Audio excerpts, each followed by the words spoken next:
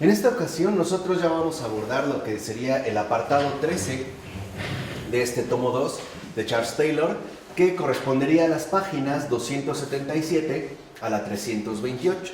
Y a este apartado 13, Charles Taylor le llama la era de la autenticidad.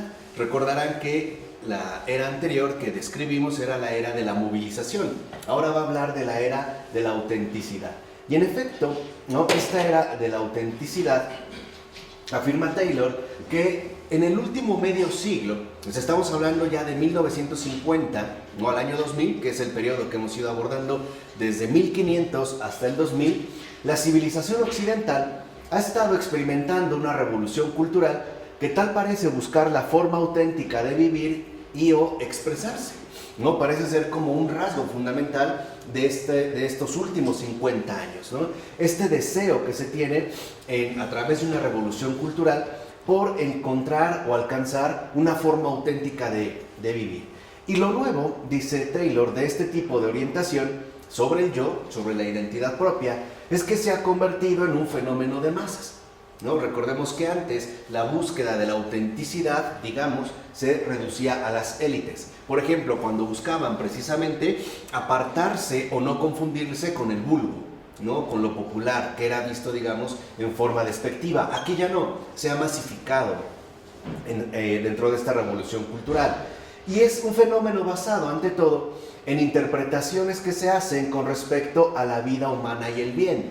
¿Qué quiere decir? Que esta revolución cultural, en efecto, tiene que ver con las nuevas interpretaciones que se han hecho acerca de qué es el bien o qué es lo bueno, que es aquello que debemos perseguir como lo bueno, y por ende también qué significa vivir, qué es la vida, qué significa vivir humanamente, y que son las que promueven la comprensión actual acerca de la individuación, o sea, de la identidad individual, ¿no? En este sentido, cuando hablamos de individuación.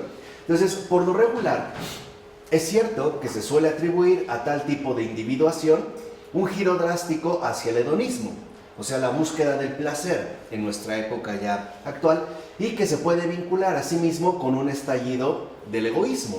Esta es como una línea común, ¿no? Claro, se habla en pocas palabras del individualismo, ¿no? Digamos, sustentado tanto en el egoísmo, o sea, la búsqueda de la propia autorrealización, como en el hedonismo. ¿Qué quiere decir? Que las formas de vida que adoptemos sean lo más placenteras posibles, ¿no? Que nos conlleven a la mayor adquisición de placer, aunque hoy le llamamos ciertamente satisfacción, ¿no? Pero sigue siendo un perfil hedonista, porque lo que buscamos es satisfacción. De ahí que veamos cómo hay muchos productos que de antemano nos garantizan una plena satisfacción, no una satisfacción garantizada. Bueno, pero sin negar estos factores, que son ciertos, tal parece, afirma Charles Taylor, que ha habido un desplazamiento a gran escala en la interpretación general del bien que de fondo requiere entender de un modo relativamente nuevo lo que es el bien en sí mismo. Esto es, digamos, lo que se ha modificado, es este como desplazamiento a gran escala. Ahora, por así decirlo, a un nivel de masa popular, de masificación, hay una nueva reinterpretación con respecto a lo que es el bien.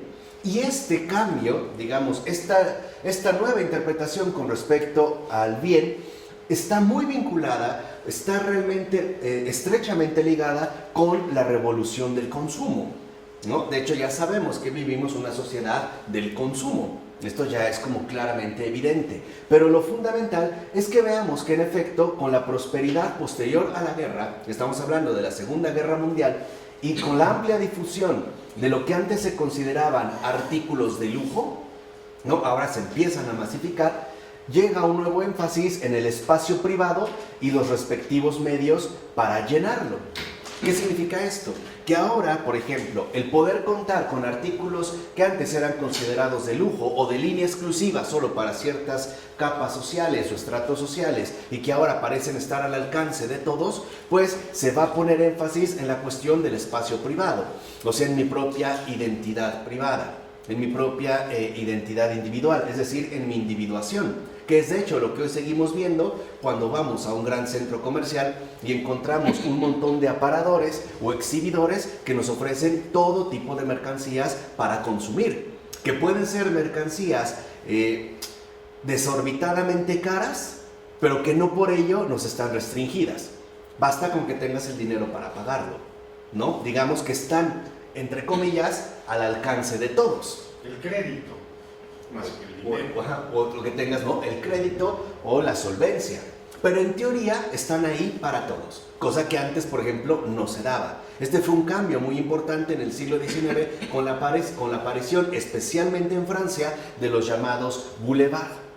El boulevard eran escaparates donde se ofrecían al público transeúnte, a los que caminaban, digamos, por esos lugares, ciertos objetos que se podían, en ese sentido, adquirir, ¿no? Hoy le llamaríamos comprar. Y por lo tanto, también estos medios que hoy se nos ofrecen para llenarlo.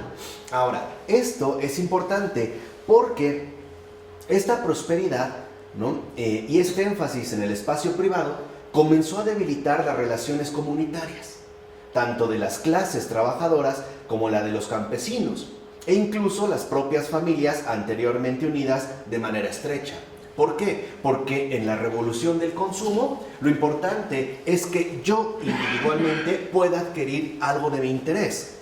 Y esto no significa que necesariamente esta adquisición vaya a repercutir en el bienestar de mi comunidad o de mi entorno comunitario. Un ejemplo muy sencillo, que yo me compre un reloj muy caro, finalmente me puede beneficiar a mí, pero no necesariamente tiene que, digamos, fortalecer o enfatizar nuestros vínculos de comunidad.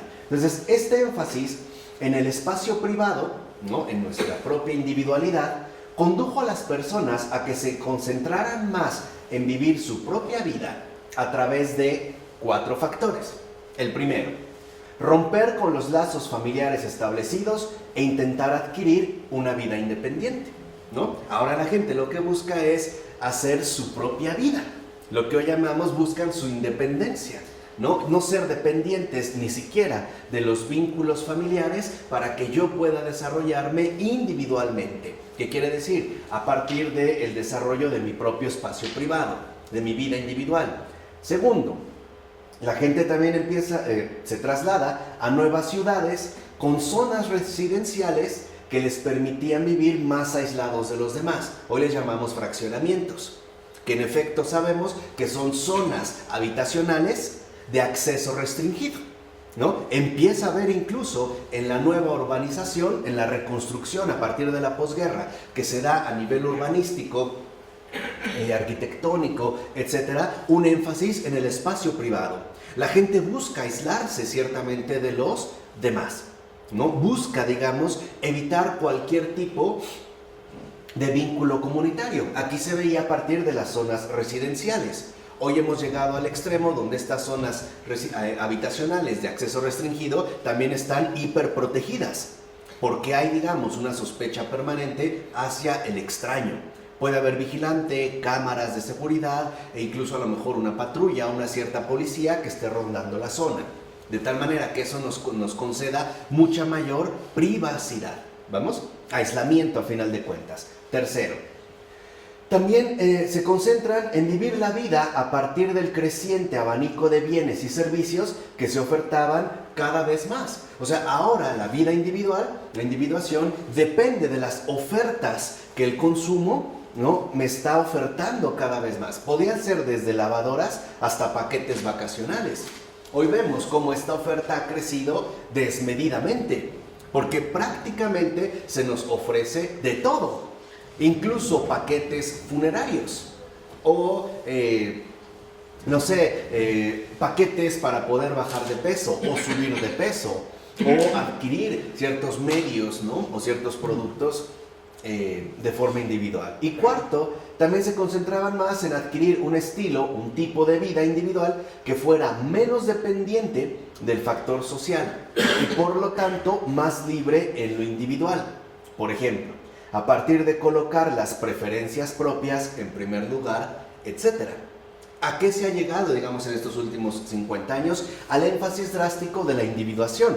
Queremos vivir nuestra vida de forma estrictamente individual. Es decir, no ligada, como dice Taylor, ¿no?, al factor social. Y esto se ve de una manera, por decirlo así, bastante obvia, en la decoración que hacemos de nuestro propio hogar. Prácticamente, Cuando vamos a una casa moderna, lo primero que percibimos es el gusto individual de la persona que vive ahí, ¿no? Puede ser que compartamos algunos muebles de fábrica o de marca, sí, pero lo importante ahora está en la decoración que vamos a utilizar. Esto antes no sucedía. Piensen, por ejemplo, en los grandes salones franceses del siglo XVIII, la decoración estilo Luis XVI, barroca, estaba dada como un patrón común para todos. Ahora no. Ahora lo que nosotros ponemos en un primer momento es las preferencias propias, es decir, lo que me gusta. Eso es lo que voy a elegir, lo que yo prefiero, lo que a mí se me antoja, lo que a mí se me da la gana, es mi gusto. Y esto obviamente solo se puede realizar en un espacio privatizado, es decir, a partir del énfasis en la propia individualidad. ¿Vamos bien? ¿Sí? Y en este caso, fíjense, lo importante es que la búsqueda de la felicidad adoptó un peculiar significado mucho más ligado a la gama creciente y cada vez más amplia de medios fácilmente disponibles para los individuos. En pocas palabras, estos medios disponibles para los individuos, cuya disposición se presenta en una forma macro, o sea, en gran cantidad, empieza a identificar o a reinterpretar la búsqueda de la felicidad con la capacidad de comprar. ¿Qué quiere decir?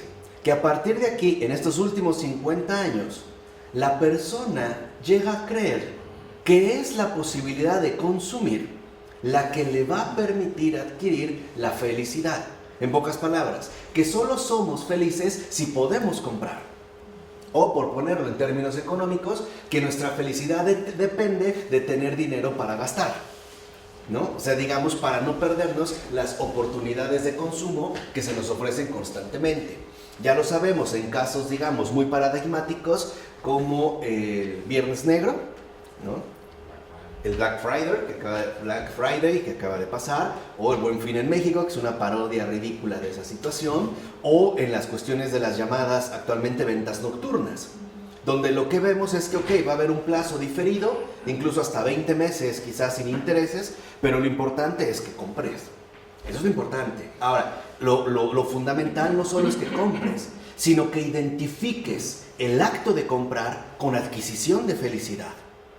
Que si voy y compro y hago compras, entonces soy feliz, ¿vale? Esto es lo que se empezó a generar en los últimos 50 años. Esto, en efecto, trajo consigo la aparición de un espacio individualizado donde se anima al consumidor a poder expresarse a su gusto. Esto es lo que se anima. Hoy lo vemos, por ejemplo, en el caso también de las últimas tecnologías. Pensemos en una marca como Motorola, ¿no? Digamos como que la estrategia mercadotécnica que ha puesto es que él te vende una tecnología cuya decoración tú la vas a escoger. ¿Qué tipo, por ejemplo, ¿no? de cubierta vas a querer? Si incluso se puede ser en madera, o en aluminio, o en otros materiales. Tú le vas a dar finalmente el acabado. Y entonces, el hecho de que tú puedas comprar a tu gusto es lo que te conduce a ti a vivir feliz. Por eso vemos los grandes supermercados ponen toda su estrategia de marketing en la capacidad de oferta que tienen para vender. En pocas palabras, pareciera ser que cuando nosotros entramos a una tienda comercial, mientras más sea la gama de productos que tenga, más feliz nos ponemos o más felices seremos, porque podríamos escoger no solo una opción, sino múltiples, ¿no? Múltiples posibilidades.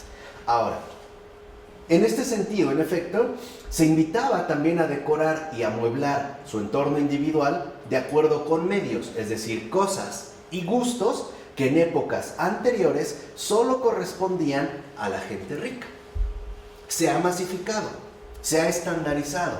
En pocas palabras, la sociedad de consumo busca estandarizar la capacidad de compra, porque lo fundamental en la sociedad de consumo no es que solo algunos compren, sino que todos lo adquieran. Esta es la oferta masificada, que fue en México el gran éxito de Telcel, básicamente, a diferencia de Yusacell, que decidió quedarse con un mercado limitado. Es decir, en este caso, para lo que podríamos considerar gente rica o gente adinerada.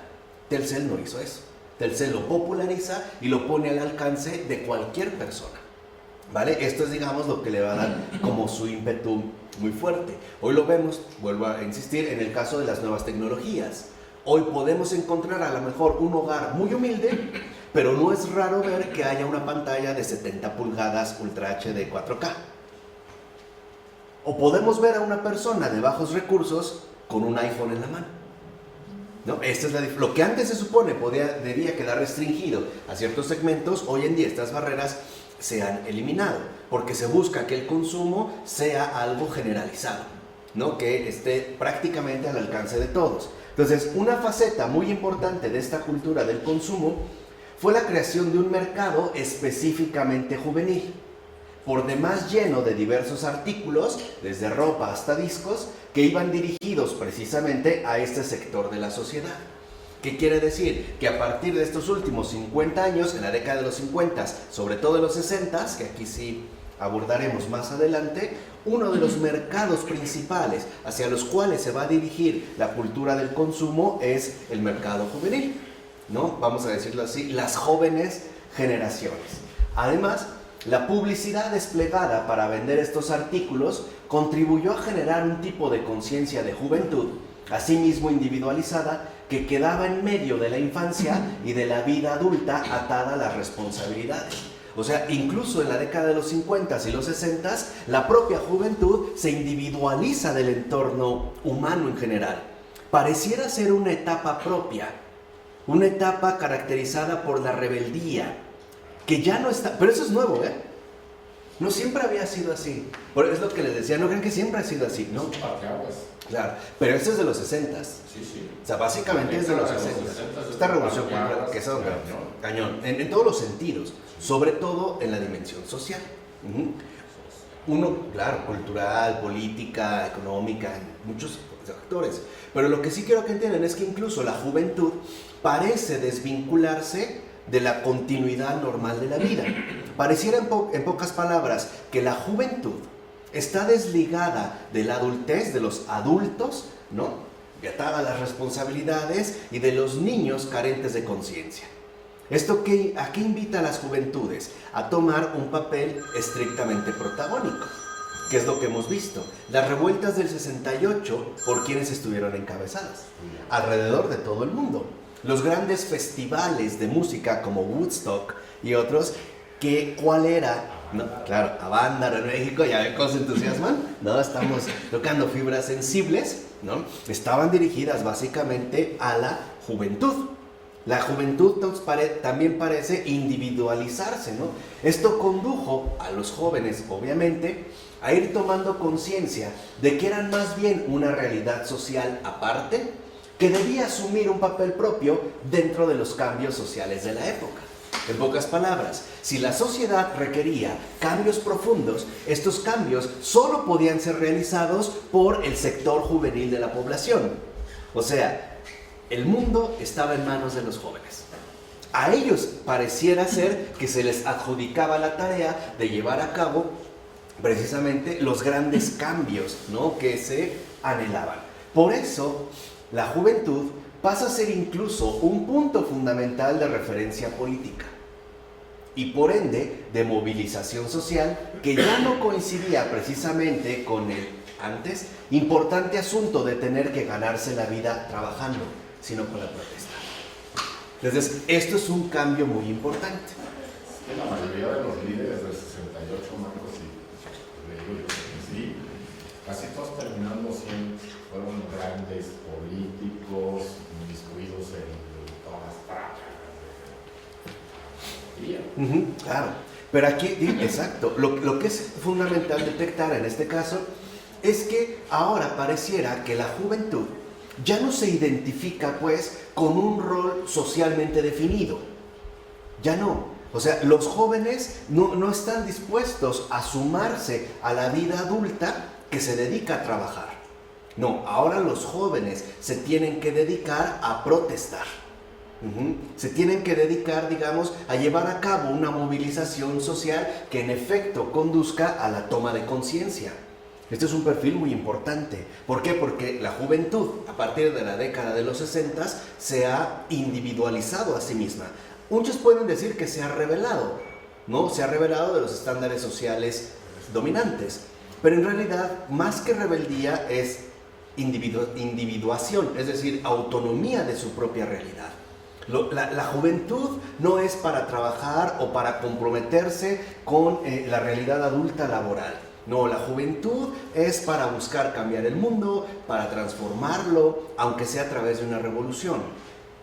Este es, digamos, como un perfil muy importante. Por eso veremos cómo en el 68, que es un año muy, muy particular alrededor de todo el mundo, comenzando por París, ¿no? Las revueltas estudiantales de París, se va a encender una mecha que prenderá muchos nidos de pólvora alrededor del mundo entero. Pero los protagonistas de estos momentos, de los años 70, de los años 80 ya no, pero básicamente 60 y 70 está dado en los jóvenes. Vamos a ver qué es lo que pasó en los 70, pero por lo menos en los 60, este distanciamiento de la juventud del entorno social común los lleva a identificarse con una conciencia propia que tiene que estar vinculada con la protesta y por ende también con la contrapolítica, con básicamente la denuncia y la expresión de la inconformidad. Por eso, y justo por esa razón, la juventud se define a partir de entonces como expresivista, es decir, como causa de expresión de la personalidad individual. Por ejemplo, según la ropa que usan o la música que escuchan. No fueron los jóvenes de los 60s y los 70s los primeros que marcaban su forma de vida o su expresión propia a través, por ejemplo, de usar el cabello largo. Bueno, que llamarlo largo hoy quién sabe, pero traerlo al hombro ya era una locura para ese momento, ¿no? El pantalón acampanado, que aparte empezaban ya estas tendencias, y lo menciono porque lo vamos a retomar adelante, de lo unisex, tanto para hombres como para mujeres, el uso de las plataformas, ¿no? De manera indistinta, o el tipo de música particular que se podía llegar a escuchar, como podrían ser los Beatles o los Rolling Stones, o los Doors un poquito después. Pero pareciera que esto es justamente lo que los caracterizaba, ¿no? Lo que los expresaba como algo con identidad particular, pero que siempre queda marcada por un amplio espacio de moda y de publicidad, que en último término los lleva a quedar alineados, curiosamente por medio de su propia elección, con otros miles, incluso millones de otros jóvenes que de igual manera buscan alcanzar la autenticidad. Entonces lo que vemos es que curiosamente el joven busca ser auténtico, pero termina siendo igual que otros miles de jóvenes, que otros millones de jóvenes, ¿no? Este es, digamos, como una de las paradojas de la autenticidad. Hoy, mientras más auténticos queremos ser, más nos igualamos unos a otros. Ya René Girard lo había explicado muy bien a partir de la cuestión del deseo mimético. Pero hoy la individuación también es una cuestión masificada. Por ejemplo, si yo quiero utilizar un tipo de marca especial, sería muy ingenuo suponer que soy el único que va a usar esa ropa.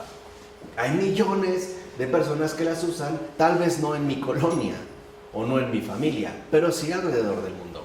Así que hay un patrón. En pocas palabras, la autenticidad no es tan auténtica como quisiéramos suponer. Por eso se buscan, sobre todo los jóvenes, medios de señalización propia, ¿no? Pensemos, por ejemplo, un caso muy curioso en las jovencitas de secundaria que van como uniformadas a la escuela, pero una vez que están adentro se empiezan a subir la falda, ¿no? Se hacen como un rollo, ¿no? O los muchachos que la camisa se la suben, ¿no? O se amarran el suéter a la cintura, o se desabrochan la playera. O sea, pareciera que tienen que expresar su identidad individual. Ahora, sabemos que esta autenticidad, quedó claro el concepto del término, ¿no? De autenticidad, emerge de la interpretación del expresivismo romántico de finales del siglo XVIII, según la cual es importante que cada uno de nosotros viva su propia vida sin tener que someterse a nada exterior, ya sea la sociedad, la generación anterior o la autoridad, tanto política como religiosa, ¿no? Que nadie se meta. Por eso soy joven, para hacer lo que quiera. Es mi vida. Tú no te metas, tú no me digas nada. Parece que el hecho de ser joven me desconecta de toda la dimensión social y humana existente. ¿no? Como que es el momento en el que yo debo de asumir una absoluta autonomía y por lo tanto también una absoluta independencia. Escojo mi ropa, escucho la música que me guste, me pinto incluso el cabello como a mí se me antoja. Obviamente sigo la línea de las preferencias. Pero lo curioso es que aunque nuestros jóvenes contemporáneos piensen que por ello son auténticos o autónomos, la realidad es que no lo son. Porque ¿qué sucede con la publicidad y la logística del marketing? Es algo exterior que los somete de una forma seductora, pero en pocas palabras, sus elecciones no son libres. Ellos han elegido un cierto producto literalmente por el bombardeo mediático que han recibido. No lo han hecho literalmente por una cuestión enteramente libre, lo han hecho influenciados por una situación exterior, llámese marketing o propaganda o publicidad. ¿Y no es acaso hoy en día una de las mayores autoridades, aunque ciertamente incuestionada, es bien curioso, de estos tiempos al proponer una engañosa originalidad mundializada? ¿No es la publicidad una de las autoridades incuestionadas de los tiempos actuales? Nadie la cuestiona. Nos propone una originalidad, sí, pero no es una originalidad individualizada, es una originalidad masificada, mundializada, o si prefieren utilizar el término en boga, globalizada. También incluso los deseos de autenticidad de los jóvenes también están globalizados. Por eso yo hace un tiempo yo les dije que la globalización no se reduce a un proyecto económico-político, tiene que ver más bien con un fenómeno social, una estandarización de la conducta humana en sus aspectos más ordinarios, porque me parece a mí que el efecto fundamental de la globalización es que todos vivamos exactamente de la misma manera, que todos tengamos exactamente las mismas ideas, las mismas creencias, las mismas convicciones y que prevalezca una uniformidad en cualquier lugar del mundo. Esto es obvio o evidente, por ejemplo, al hablar de comida. Sabemos que aunque yo vaya a un país muy lejano de mi tierra, puedo encontrar ciertas cadenas comerciales que me ofrecerían la misma comida que yo puedo comer aquí y en China. A lo mejor hay la variante autóctona del lugar, pero la comida seguiría siendo la misma. O sea, yo me puedo tomar una Coca-Cola aquí o en China. Yo puedo comerme una hamburguesa McDonald's aquí y en India. No cambiaría. A lo mejor en India hay una vegetariana con curry. Sí, pero la línea está uniformada. Esto es el efecto radical y muchas veces descuidado de la globalización. Esta originalidad mundializada, es decir, modificada. Hoy es curioso, pero la gente mientras más busca ser auténtica, más termina siendo parecida a miles de millones más. Hoy podemos creer que por adquirir un cierto producto, ¿no?, nuestro gusto está muy individualizado. Pues no, porque muchos otros también lo han adquirido. El consumo uniformiza la vida humana.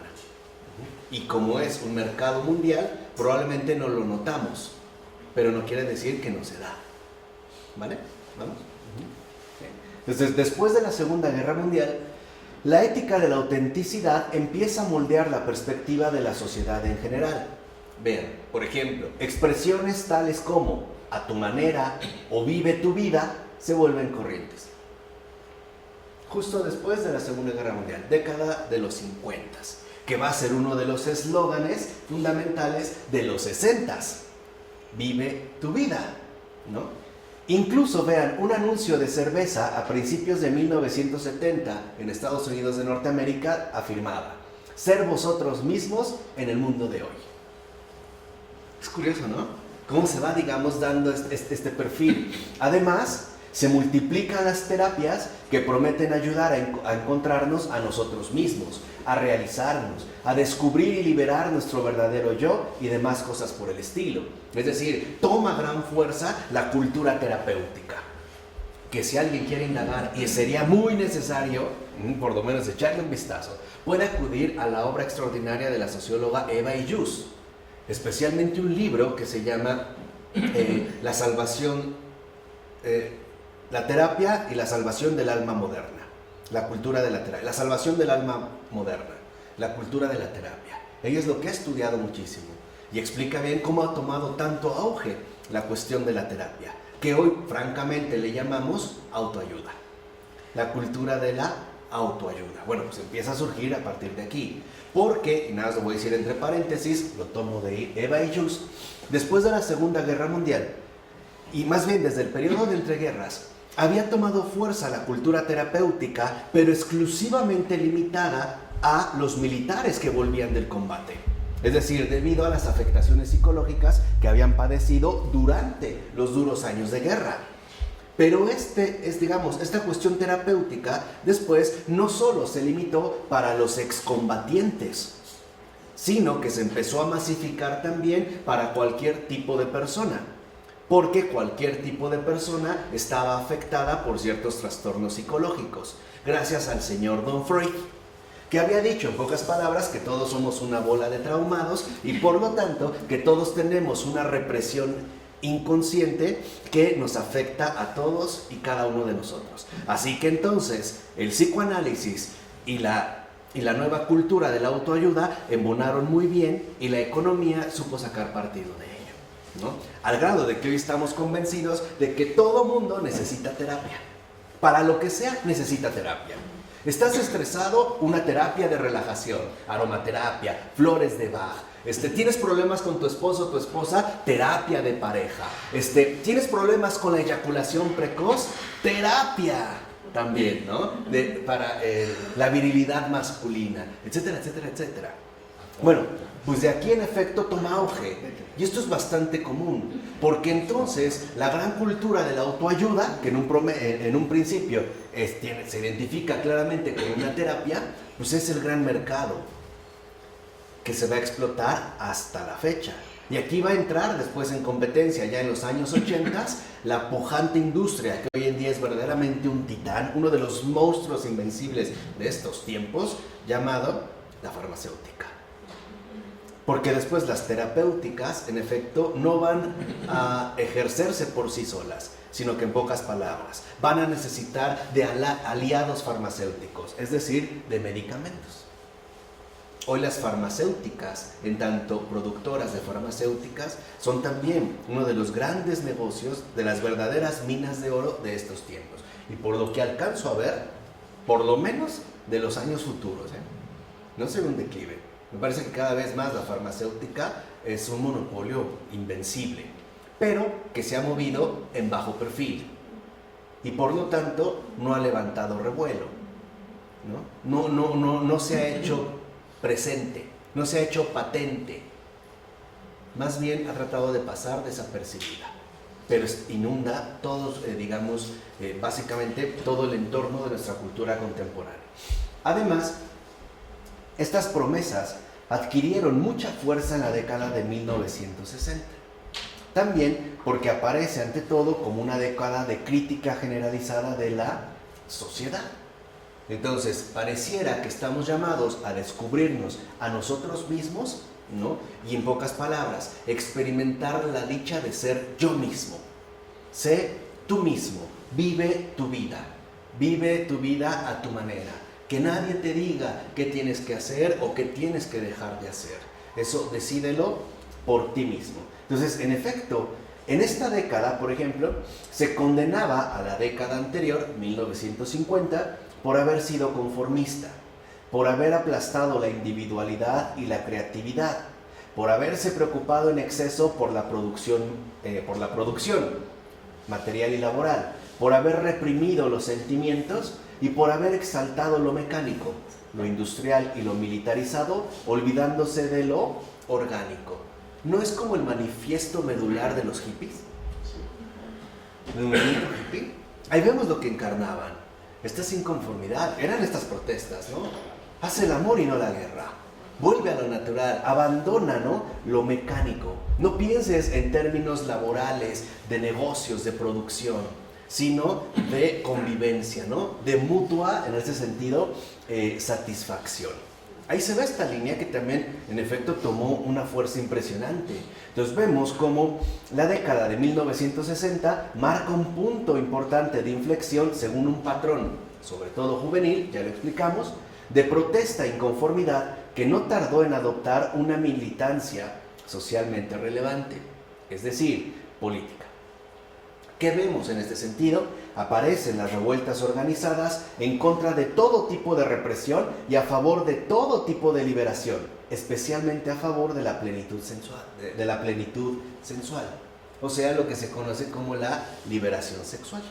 Por eso vemos como en estos conciertos juveniles de estas décadas empezaban a surgir las toples, ¿no? De repente, ya, claro, bajo los efectos a lo mejor alucinógenos de las sustancias naturales, orgánicas, ¿no? De la marihuana, sobre todo, y algunos arriesgados que iban por la línea psicodélica, parecía que eso nos podía conducir a una auténtica liberación, sobre todo liberación sexual.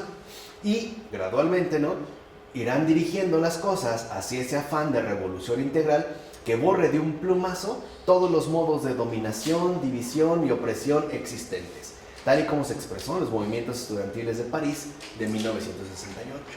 Entonces, en los movimientos del 68, lo que vemos es que, en efecto, están en contra de todo lo que pueda sonar represivo, que para ellos lo identifican con la dominación, la división y la opresión. Quieren una libertad total, especialmente sexual, y por ello se van a alinear con todo aquello que prometa o que por lo menos sugiera cualquier tipo de liberación. Por eso el marxismo va a sonar tan lindo para los oídos, porque sugería e incluso, por qué no decirlo, prometía una liberación radical de la opresión capitalista de la clase burguesa, ¿no? La supresión radical de las clases sociales que iba por fin a liberarnos de esta odiosa distinción entre los explotadores y los explotados. Venga el reino en la tierra, ¿no? Proletarios del mundo entero, uníos, ¿no? Que fue como este fogonazo, ¿no?, genial de Marx. Sí, la verdad, o sea, tiene una retórica extraordinaria. Por cierto, si uno ha leído El Capital de Marx, en sus 3 volúmenes más los tomos correspondientes, es aburridísimo. Es de los peores libros que uno puede leer, pero es de los mejores escritos. Marx tenía una pluma fina, elegante, de verdad, potente. O sea, te puede hablar de situaciones bien aburridas y lo que salva la cuestión es su pluma. Si no, nadie se hubiera adentrado en esos temas a través de leer El Capital, que son bastante voluminosos. Pero es que escribe muy bien. La verdad es que Marx escribe muy, muy bien, ¿eh? Eso sí no se le puede negar. Escribe muy, muy bien. Él escribe tan bien que los temas aburridos e irrelevantes no parecen serlo.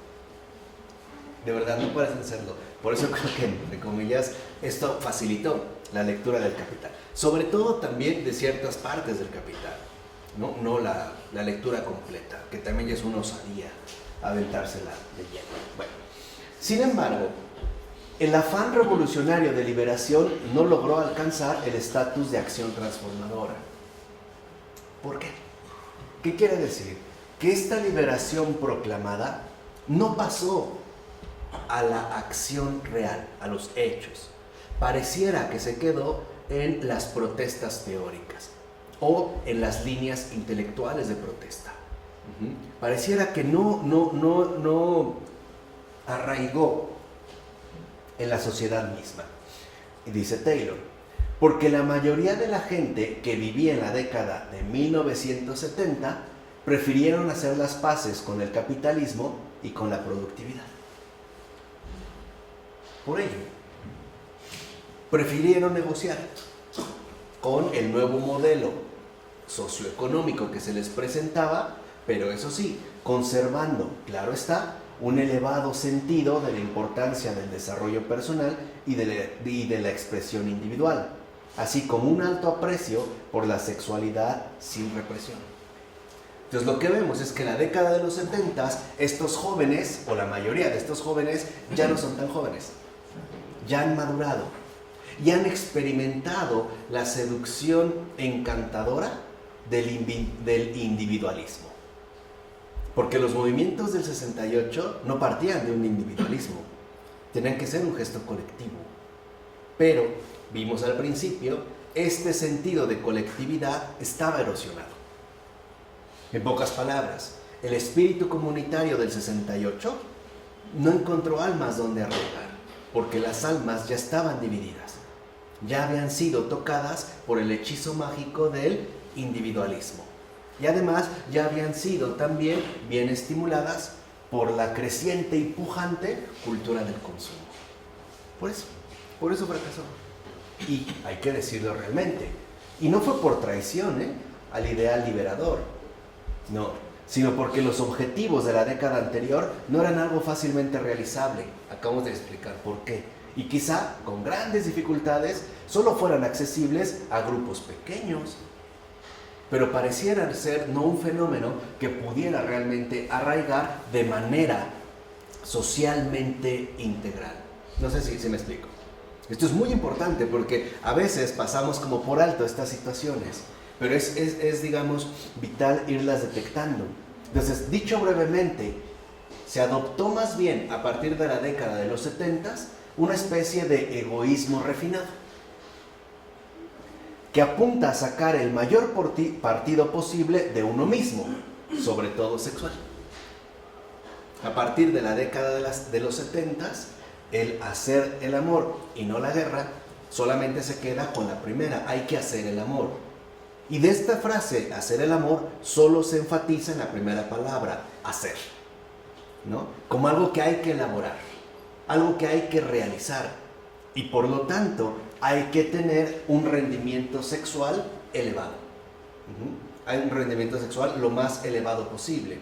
E incluso alcanzar una especie de actividad sexual hiper desarrollada, pero que asimismo fuera espiritualmente pleno. Fíjense, este egoísmo, vean, tan refinado que se hace. Lecturas de superación personal o terapias de meditación, ¿por qué no? Claro. Yo leo, voy a una librería y compro libros de superación personal y de espiritualidad y leo de Prak Chopra y estas cosas. Y entonces, bueno, ¿por qué no? Incluso voy a terapias, ¿no? También de meditación, practico yoga o algún tipo de ejercicio de meditación profunda, etcétera, etcétera, etcétera, ¿no? Que además es socialmente constructivo. Por ejemplo, nada de tirar basura en la calle ni consentir el maltrato animal. Hoy es como mucha gente se comporta, ¿no? Y que fuera experimentalmente diverso. Arriba los swingers, ¿por qué no? ¿Por qué nos van a limitar? Vengan los swingers, vamos a experimentar otras cosas. Y además, emocionalmente enriquecedor, por supuesto. Veamos comedias románticas y participemos de aventuras excitantes para fomentar ante todo la autoestima. Ese fue el secreto. ¿Por qué fracasó el 68? ¿Por el maldito capitalismo que contamina el alma humana? No. Por la dulzura hipnótica de la autoestima. Del desarrollo por la dulzura hipnótica de la autoestima. Por el efecto narcótico de la autoestima, que nos conduce a concentrarnos en nosotros mismos, aún con pinceladas, ¿no?, de altura espiritual, leyendo, ¿por qué no?, superación personal o de comportamiento social. Yo no maltrato a los animales, me opongo o no como carne, o incluso soy vegano, ¿no? Pero eso sí, me gusta obtener, a mí no solo me gusta tener placer, también darlo, ¿no? Ser así, digamos, como un contribuyente del placer mutuo, ¿no?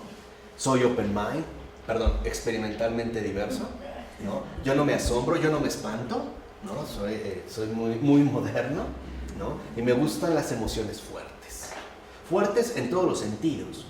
Por ejemplo, me puede conmover una situación de comedia romántica en el cine, donde me han dado ganas de llorar, pero igualmente me gustan los deportes extremos. Pero todo se ve a partir de la autoestima. Este es, digamos, como el foco central. Sí, la autoestima. Porque desde entonces, este es el mayor foco de atención y desafío de realización para la mayoría de la gente. Hasta la fecha. Por eso la terapia, la literatura de autoayuda, la superación personal, como que se llama, el coaching. No es coaching. ¿No? Ahora es coaching, pero es lo mismo, ¿no? Adaptado a las circunstancias, pero es, digamos, el mismo vástago, pero crecidito, de la terapia. Diferente ¿No? El coaching está basado en la autoestima. Porque hoy, por ejemplo, la autoestima se dirige en el medio de la autorrealización a través de lo que hoy se considera liderazgo. Estás llamado a ser un líder. Tú no eres como los demás. Tú puedes, ¿no? Tú llévalo a cabo, tú realízalo, ¿no? Tú tienes que ser líder. Y para empezar tienes que ser líder de ti mismo, ¿no? Tienes que tener esta conciencia de líder, de gran autoestima, ¿no? Si tu cuerpo es grueso, obeso, pero te quieres poner una playera ajustada, hazlo. Que no te importe, nadie te tiene por qué frenar, nadie se tiene por qué meter contigo. Si tu cuerpo es extremadamente delgado y quieres usar unos Lee jeans, póntelos también. Hombre, que no te importe lo que la gente diga de ti, sé tú mismo, ¿no? Ese es nuestro perfil actual. Y en efecto, y el punto central de la autoestima recae en la cuestión de la elección. De eso depende. Elige por ti mismo. Elige lo que quieras, aunque sea mierda, pero que tú lo hayas elegido, ¿no? Ese es el punto. O sea, en la mera opción de escoger como valor primordial, sin importar qué sea aquello que se escoja. Y aquí es donde nosotros quizá nos hemos confundido bastante. ¿Por qué? Porque la elección o la capacidad que tenemos para elegir no basta si se asume de una manera desvinculada. O sea, individualizada, porque esta es la relación con la libertad. En síntesis, lo voy a tratar de resumir muy brevemente. De hecho, esto nos lo enseñó San Agustín. Es muy fácil. Decía Agustín, ¿qué es la libertad? La capacidad que tenemos para elegir bien. Eso es la libertad. Elegir por elegir no es libertad, es estupidez. Por ejemplo, si ahorita ustedes me vieran cortándome el brazo, me dijeran, oye, espera, ¿qué estás haciendo? Yo les dijera, ¿qué te importa? Soy libre. Ninguno me aplaudiría y diría, sí es cierto, este sí es libre, ¿eh? No, yo creo que este es un maniático, este es un tonto, o un estúpido, un idiota. Y probablemente me someten y me llevarían a un manicomio. Yo se los agradezco. Pero no diríamos que es libertad. Si una persona, vamos a comer y de repente tenemos la posibilidad de escoger entre un buffet delicioso y mierda, y él escoge la mierda, no diríamos, no, déjalo, pues es libre, ¿no? No, eso no fue elección. Eso fue esclavitud. Y este es el error sutil de estos tiempos, cuando en efecto el punto central de la autoestima se coloca en la elección. Porque elegir por elegir es estar esclavizados al error. Eso es elegir por elegir. Por eso, la verdadera libertad consiste en la capacidad de elegir bien, no cualquier cosa. No la globalización. No la globalización, exactamente. En pocas palabras, no todo da igual. No todo es lo mismo, ¿o sí? No todo da igual. Hoy sí lo ven, la gente insiste mucho, que forma parte de nuestro imaginario social, que es lo mismo. Hombre, ay, es lo mismo. No es lo mismo. No todo da lo mismo. Porque la globalización, en este sentido, y al poner el énfasis en la elección, nos ha llevado a perder de vista algo vital, una jerarquía de preferencias. No da lo mismo. No todo es igual. Y hoy para nosotros pareciera que da igual, porque no importa lo que sea objetivamente. Lo que importa es que haya sido de mi elección, ¿no? Por eso la gente asume también como una especie de postura trágico-heroica, ¿no? No, yo voy a tomar mis decisiones y si me equivoco, ni modo, ¿no? Pero es mi vida, yo elegí, ¿no? Yo me voy a equivocar, ¿verdad? Pago por ver, ¿no? De una vez pago el precio y no importa, ¿no? Aunque vengan los titanes y me destrocen. Pero esa es una autoexaltación. El error está aquí, en que se ha reducido a la elección. Por eso, por ejemplo, el aborto se aborda ante todo como una cuestión femenina de elección. ¿Cuántas veces no hemos visto en la publicidad anuncios que enfatizan el muy difundido tú eliges? Es tu elección. Que nadie decida por ti, ¿no? No es esta, ¿cómo se llama esta? Pero es los que son los pro aborto. María, ¿qué es? Inteligentes, no. No, pero utilizan, es como una cadena, pues, de clínicas de pro aborto. Mary Stops, ¿no? Su eslogan es eso. Mary Stop. Mary Stops. Que nadie elija por ti. Es tu elección. Exacto. Es tu elección, o sea, tú decides. Claro, y esto en efecto hoy se asume como una bandera de victoria ante cualquier batalla, como puerta que cierra el paso a todo lo demás, ¿o no? Pues es tu elección, entonces ya como hoy hemos puesto el punto central en la elección, parece que ya no podemos discutir nada. Ya, se cerró la puerta y no hay posibilidades de argumentar o de debatir, porque pareciera que eso es como la piedra de toque, ¿no? Insuperable ante cualquier situación. Tú eliges, que nadie elija por ti, que nadie te sugiera, que nadie te aconseje. Eres libre, ¿no? O sea, sí, eres libre de cometer equivocación tras equivocación, ¿no? De preferir, digamos, lo equivocado. Y dicho sea de paso, con la palabra elección ocurre lo mismo que con palabras eslogan como libertad, derechos, tolerancia, no discriminación y demás, que se despliegan como supuestos universales a través de los cuales poner fin a cualquier discusión, sin tener en cuenta dónde o cómo se aplican según el caso concreto. Yo recuerdo el caso de un niño que su papá le dio una nalgada y le dijo: conozco mis derechos, te voy a demandar. Ya, entonces parecía que con eso lo cayó.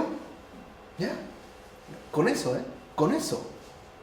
O sea, hoy utilizamos estas palabras eslogan, ¿no? Como literalmente encubrimientos, como evasiones que nos permiten ignorar la realidad concreta de las cosas. No se trata, vuelvo a repetir, de elegir por elegir, se trata de elegir bien. No da igual, y eso es un gran don que se nos ha dado precisamente como humanos.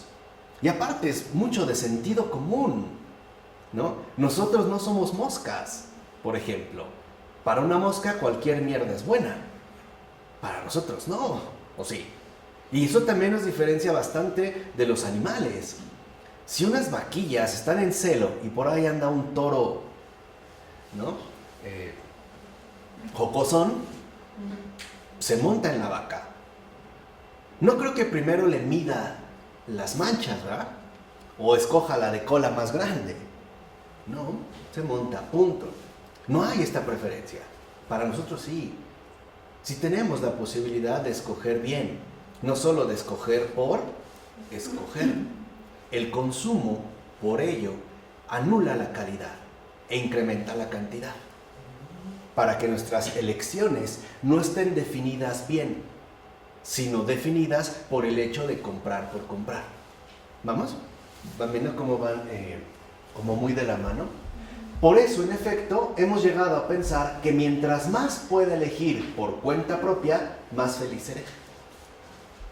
Así entonces, como en un primer momento, después de la Segunda Guerra Mundial, ¿no? Pareciera que mientras más compro, más feliz soy, pues ahora se ha refinado y llegamos a suponer que mientras más escojo por cuenta propia, más feliz soy. Y por ello también hemos llegado a pensar que la autoridad es siempre sospechosa, que nadie debe interferir en mis decisiones, que nadie tiene derecho a decir a los demás qué tienen que pensar o cómo deben comportarse. Eso es algo bien instalado en nuestro imaginario actual, ¿o no? Sí, pero a ver, pensemos en la realidad concreta, sin evasiones astutas, engañosas. ¿Y entonces qué rol se va a jugar entre padres e hijos? Sí, la obediencia a los padres y a Dios. Exacto, entonces la obediencia a los padres, como ya no hablemos de Dios, de los padres. En un primer momento, ¿qué sucede? ¿Con qué derecho le puedo yo llamar la atención? Ya no tengo autoridad. Y por eso muchos padres, me parece que más por desesperación, por comodidad, han llegado al punto cómico de decirle a sus hijos: yo no soy tu papá o tu mamá, soy tu amigo, soy tu amiga, ¿no? Tú elige y hazlo. Pero esto va, les decía, muy en contra de la realidad concreta de las cosas. Por ejemplo, si a mi niña de 2 años yo le dijera, eres totalmente libre, yo no tengo derecho a meterme en tu vida, haz lo que quieras, se mata. ¿No? Y todavía que dijera, bueno, pero murió porque es libre. Ella eligió. No es cierto. No va, no sé si me explico, no checa, ¿no? Como estos patrones ideológicos que nos presentan con nuestra realidad concreta de vida. Por ello, es absurdo adoptar estas afirmaciones como verdades universales, ya que es preciso restringir, como mínimo, algunas elecciones para que pueda haber algún tipo de sociedad en la que se pueda vivir.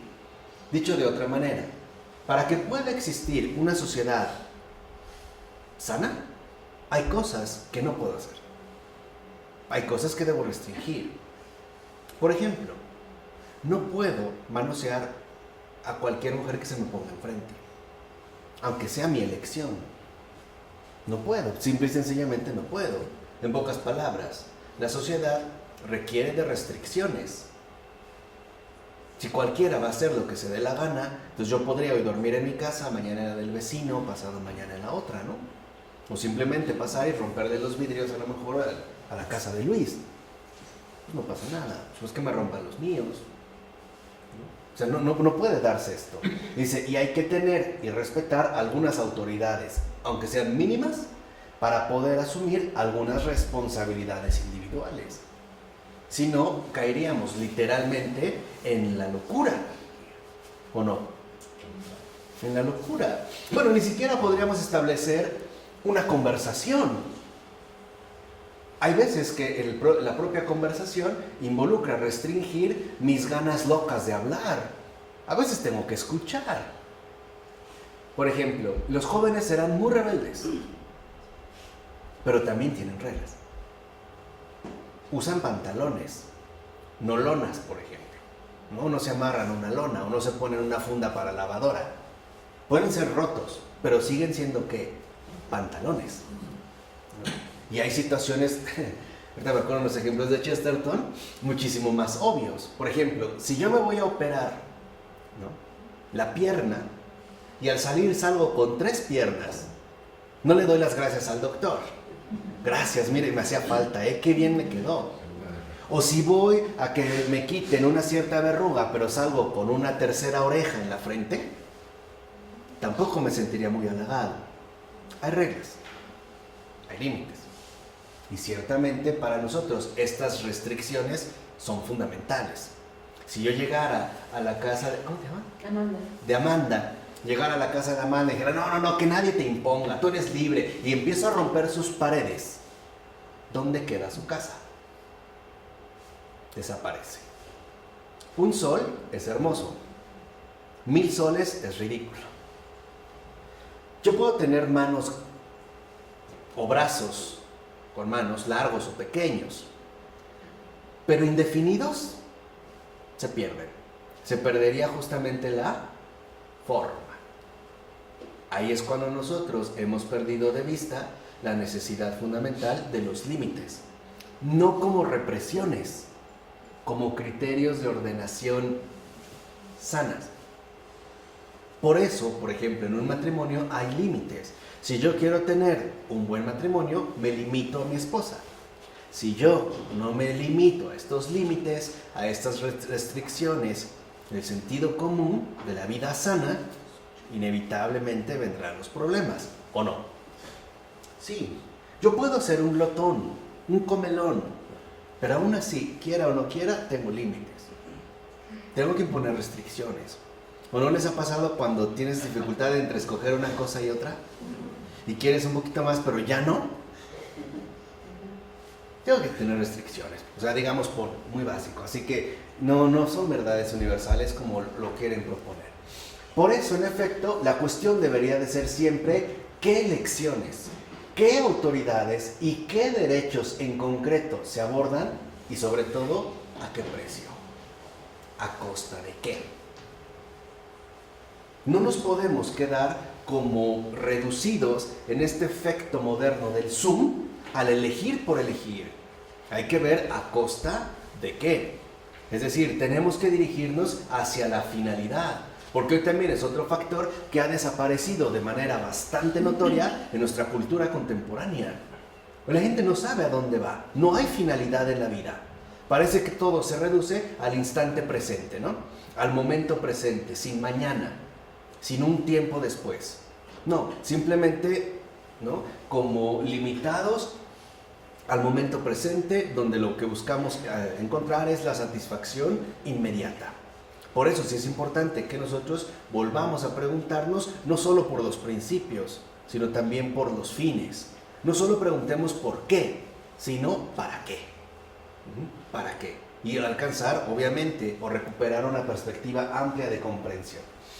Pero, afirma Taylor, lo que aquí ha ocurrido, entonces, es un auténtico desplazamiento de valores. Es lo que les había dicho. Este desplazamiento de valores quiere decir que tendemos cada vez más a desvalorizar los valores, a considerar, en pocas palabras, los valores como algo no valioso, como algo impuesto, como algo forzado, ¿no?, como algo restrictivo, no como algo fecundo y orientador. ¿Sí me explicó? ¿No? En este desplazamiento. Y cuando esto sucede, es decir, cuando sufrimos una transformación de esta naturaleza, las posiciones morales cambian inevitablemente. Pues sí, en efecto, nuestras opciones moralmente disponibles han cambiado. Pensemos, por ejemplo, en las cuestiones de género de hoy en día, donde el tú eliges o el tienes derechos parece determinar la disponibilidad a cambiar nuestras alternativas moralmente normales. Hoy se ha llegado al extremo de sugerir en la ideología de género que cuando es que no sé si decirle uno o una, niño o niña nace, no es ni niño ni niña, es neutro. Llamémosle una o uno, no sé, neutro. Y ya él elegirá, ¿no?, por lo menos cuando tenga la capacidad, que ellos dicen que es a partir de los 4 años, ella decidirá o él elegirá realmente qué es. Incluso puede decir, por ejemplo, pues yo nací en cuerpo de hombre, pero realmente soy mujer. O al revés. Soy mujer, nací en cuerpo de mujer, pero realmente soy hombre, ¿no? Porque todo se reduce a las cuestiones de la elección. Y por ello es que nuestras posiciones morales cambian. Y estos cambios están justificados, o mejor dicho, están solapados por el énfasis que ponemos en las cuestiones de la individualidad propia. Cada quien va a elegir finalmente lo que es, ¿no? Además, también toma fuerza la aparición de la simultaneidad horizontal, que bien podríamos traducir por una especie de exhibición mutua. Por ejemplo, cuando actuamos, a todos y a cada uno de nosotros nos importa que los demás sean testigos de lo que estamos haciendo. El gran éxito de las redes sociales. Que sepan dónde estoy, ¿no? Incluso hay quienes ponen, ¿no?, en su actual estado, bueno, yo no manejo Facebook, la verdad me da mucha flojera, pero, ¿no?, en su estado en el baño, ¿no?, con diarrea, y con vómito imparable, ¿no? O sea, es manifestarlo todo en el World Trade Center, en Chicago, comiendo pizza, ¿no?, fumando mota con los cuates, inhalando cocaína, ¿no? También como empiezan a circular las imágenes, ¿no? Y por tanto, fíjense, que sean ellos, los demás, quienes codeterminen el significado de nuestra acción. Por ejemplo, en likes. Es decir, en gestos de aprobación o desaprobación. Esa es nuestra simultaneidad horizontal, ¿no? Ok, si yo hago un video, también pareciera, ¿no?, que al subirlo, mi acción o el significado de esta acción dependerá de la cantidad de visitas o likes que yo pueda recibir. Esa es nuestra simultaneidad horizontal. Entonces, este tipo de espacios son cada vez más importantes en la sociedad urbana, donde porque se refiere a la cuestión no trascendente, que no tiene que ver con algo más allá, sino con la situación humana en la que nos desenvolvemos de manera horizontal. Decimos son más importantes en la sociedad urbana, donde gran número de personas pasan mucho tiempo unas junto a otras, pero ignorándose mutuamente y sin entablar relación entre sí, pero que siguen necesitando formas de compañía social, aunque sean virtuales. Por eso, si lo ven, para mucha gente es muy importante cuántos seguidores tiene en Twitter o cuántos amigos tiene en Facebook. Vamos a suponer que no, yo tengo 5,000, pero de esos 5,000 probablemente no le habla más que a 10 y frecuenta a 3, que es su hermano, su hermana y su tío, ¿no? Que están, digamos, agregan al Facebook, ¿no? Por eso viene la solicitud de amistad, ¿no? Como si a eso se redujera una amistad, a un clic. De hecho, entre paréntesis, hoy también pareciera que para nosotros todo se reduce a un clic, al grado de que para nosotros cliquear puede resolvernos la vida. Ya no necesito, por ejemplo, ni siquiera salir al súper a hacer compras. Lo puedo hacer a través de un clic, me lo pueden llevar. Ya ni siquiera tengo que salir a comer. Con un clic o con un touch, ¿no? Con un ligero toque, puedo solicitar este servicio, por ejemplo, a través de Uber Eats. Ya no necesito conocer o esforzarme en tratar de romancear con otra persona. Puedo hacer un clic y comprarla, o incluso que me la traigan a domicilio, como una pizza caliente, más caliente que pizza. Y eso sí, si no llega en media hora es gratis, ¿no? Hoy nos vemos como, ¿no?, alucinados por las cuestiones del servicio. Pero esto es delicado, porque hoy para nosotros todo se reduce al clic. Por eso hay que tener mucho cuidado con los niños pequeños que aprenden tanto a cliquear, a empezar a suponer que todo se arregla con un simple ¿qué? Botón, porque es parte de una fantasía virtual, porque la realidad no es así. En la vida las cosas no se van a arreglar con un clic. Y ahí es donde muchos empiezan a vivir el amargo desencanto de la vida concreta. Y lo más grave es que en lugar de cuestionar esta fantasía virtual, detestan la realidad concreta de la vida. Como si la vida es la que los hubiera engañado, no sé si me explico. Como si no fuera lo que esperaban, cuando el engaño viene precisamente de este sentido.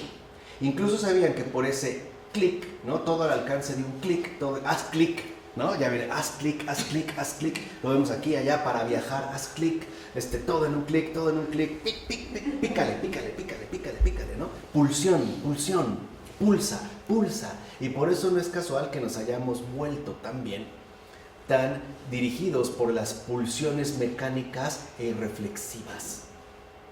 Para nosotros pareciera que todo el significado de la vida se puede reducir a una pulsión, a pulsar literalmente un botón, a tocar una pantalla. Un impulso, exactamente. Por ello es delicado con los niños.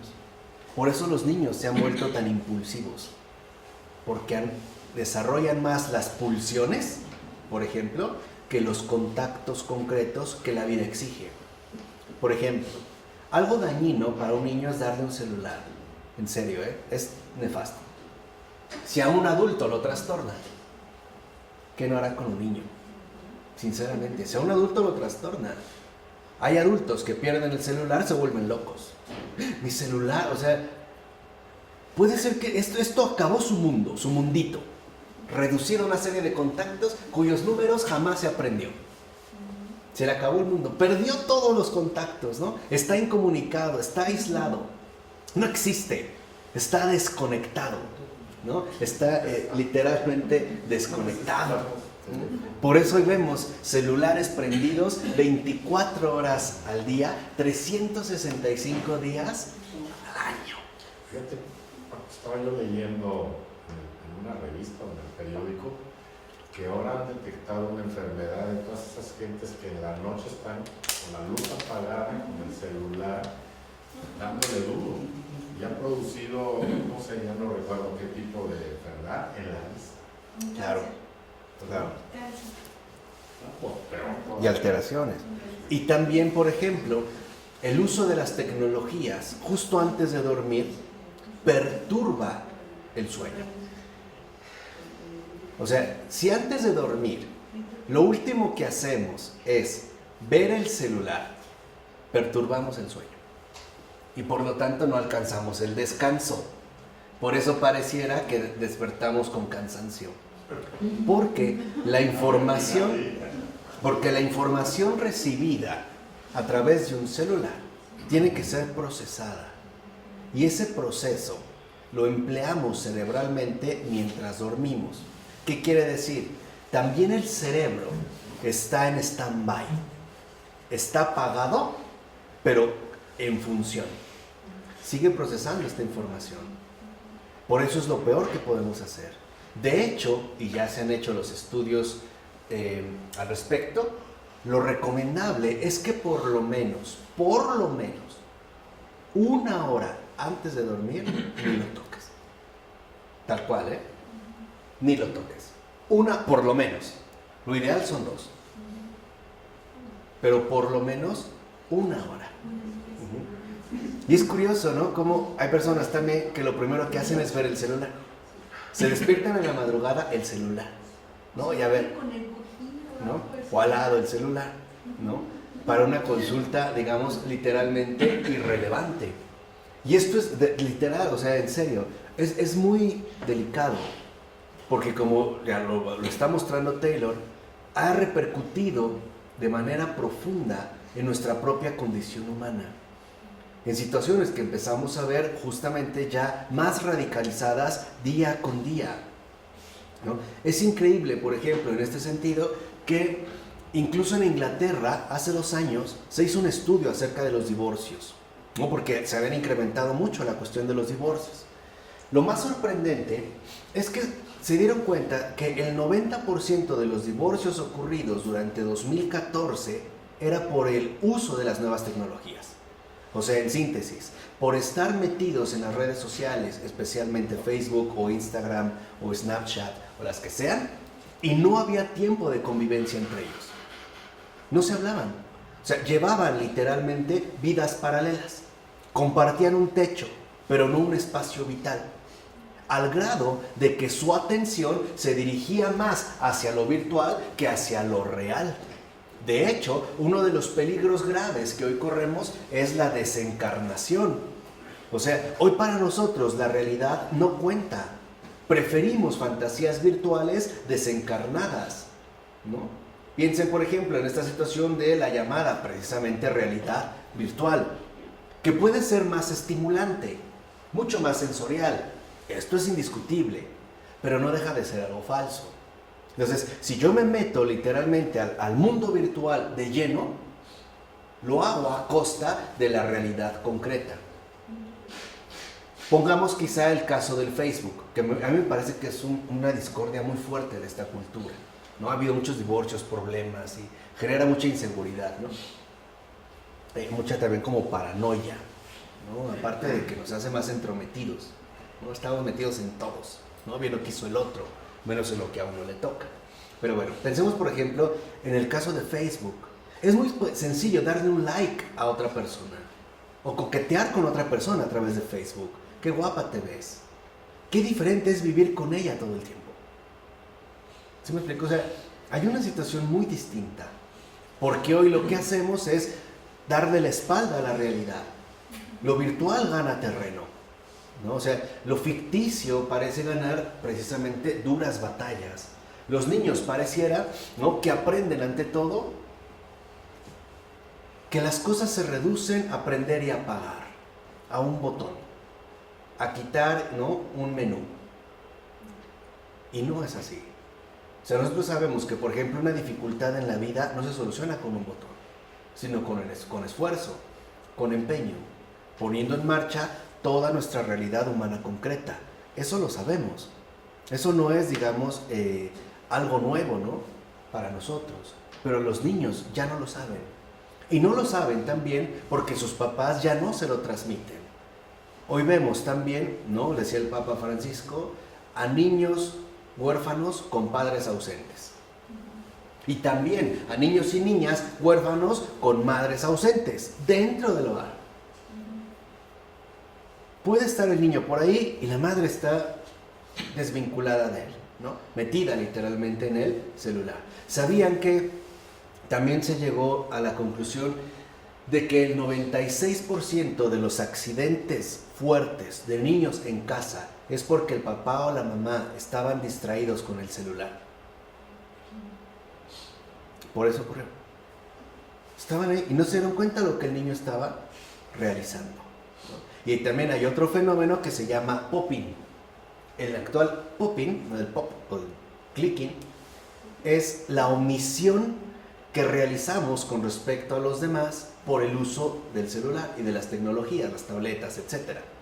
O sea que estoy hablando, pero estoy en el celular. Ah, sí, te escucho. Ah, sí, háblame, ¿no? Y literalmente ya te omito. Esto ha erosionado mucho las relaciones sociales cercanas y nos ha hecho bastante distantes y bastante fríos unos con respecto a otros. Por eso es fundamental que nosotros también entendamos que lo virtual no es para nada satánico, no, pero puede adquirir perfiles bastante diabólicos. Las nuevas tecnologías son un don de Dios, es un don que manifiesta, ¿no?, la grandeza de su criatura. Lo importante con las tecnologías no está en las tecnologías, está en el uso de estas tecnologías. Y es esto en lo que hay, por así decirlo, en lo que hay que conducir a las jóvenes generaciones, a que comprendan el uso o la importancia del uso de estas tecnologías. Pero hay muchos que se hacen de lo virtual una realidad. Sí, claro, pero ya están desfasados. Por eso vienen como las... Pues, caes en el hospital y lo que más les importa no es que los vayan a ver, sino tener el celular. Claro, por eso es lo primero, digamos, como que quieren Que haya Wi-Fi. suceder, ¿no? Sí, la peor tragedia es que se queden sin Wi-Fi. Por ello, fíjense, para cerrar, exacto, hoy por eso es importante la conexión, pero la conexión virtual. Literalmente estamos colgados a la red, literal, o sea, colgados a la red. Si no hay red, nos caemos. Todo se viene abajo, ¿no? Y estas formas virtuales de compañía permiten al individuo actual, oscilando siempre entre el aislamiento y la comunicación impersonal, que su exhibición individual, sus gustos, preferencias, convicciones, fotos, mascotas, lugares visitados, estados de ánimo, relaciones afectivas, con relación, sin relación, separado, divorciado, soltero, etcétera, etcétera, diga algo a los demás miembros de la sociedad del anonimato, de la cual espera justamente una respuesta igualmente anónima, como el número de likes que logró acumular o el número de seguidores que tiene. Es una sociedad anónima, porque ahora se convierte en una cifra. La persona desaparece y toma su lugar el número, ¿o no? El número, por ejemplo, de visitas o de likes o de cosas por el estilo. Estamos pues ante un extraño fenómeno cuyo territorio de expresión oscila entre la soledad individual y la comunicación impersonal, que es justo lo que define el modelo virtual.